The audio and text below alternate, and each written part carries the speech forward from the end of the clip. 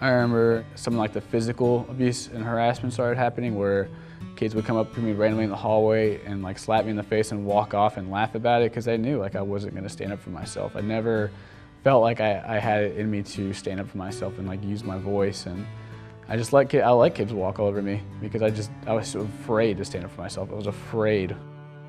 I remember sitting down with kids and them always like making fun of me, and I'd go in the bathroom and eat, or like to the library,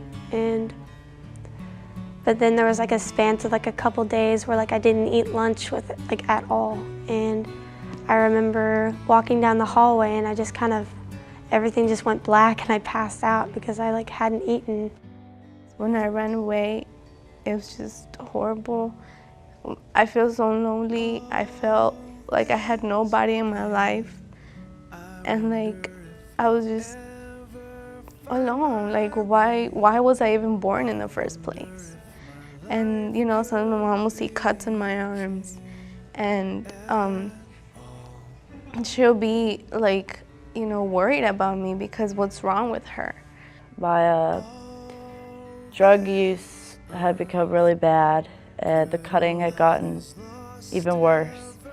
And I tried to overdose on pills to kill myself. I just didn't want to do it anymore. I grabbed a bottle of Advil and I took about 12 Advil, like hoping it was going to kill me.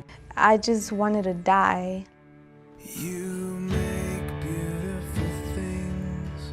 You make beautiful things out of the dust.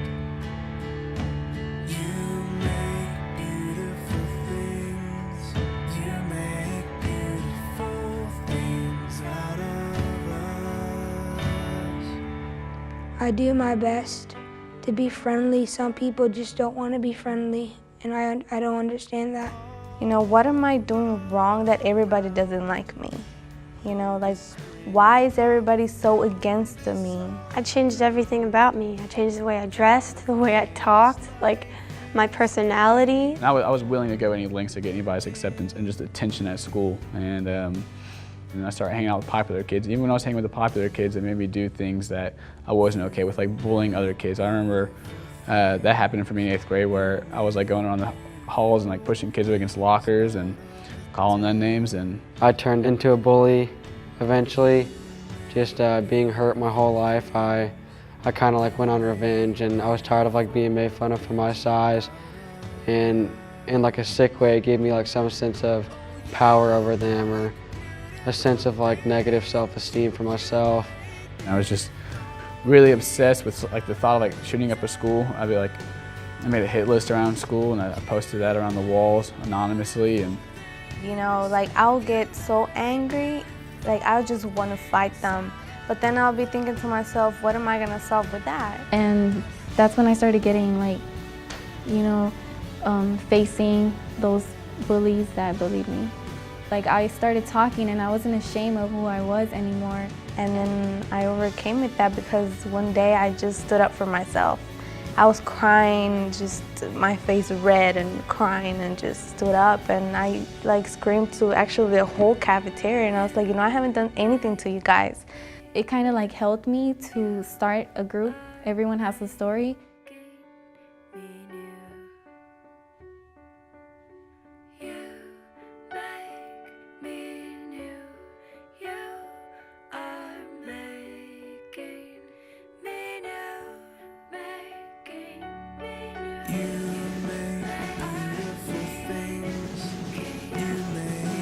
This program called E-Colors came along, I think, sometime last year. E-Colors brought a lot of awareness to like how people like interact with others, and like I realized how important people are. And I wasn't like taking the time out of my day to like have like a real like talk with someone. To know how to like relate to them and how to like approach them. That made it a lot easier like at school, knowing people's colors, being like, well, I know how to come out this person now. And the whole, you know, pause and play thing, the personal intervention, I think that's just really unique. But it really did change me, and on the bullying part, the play button, I would use it, you know, whenever I see somebody bullying somebody else, just be like, hey, you know, stop. That's not right. Because I know how it feels to be getting bullied, you know. I decided that I didn't want to live that way anymore. Like, I want to be alive. I want to experience life, and I want to be happy. I decided to change. Seeing myself now from back then is just like a big wow, because I never thought I was going to be here. I've lost a little over 100 pounds in the past year and a half. I've completely turned around school. I like want to go to college now. Like a year ago, my interest was not to go to college, and now I want to. I'm thinking about going, like, you know, Texas Tech, and and today it's like I do have friends. I don't like go to bed feeling completely alone or depressed. I do have hope, and it's just like my life has like changed for the best. I see myself stronger now than I was back then.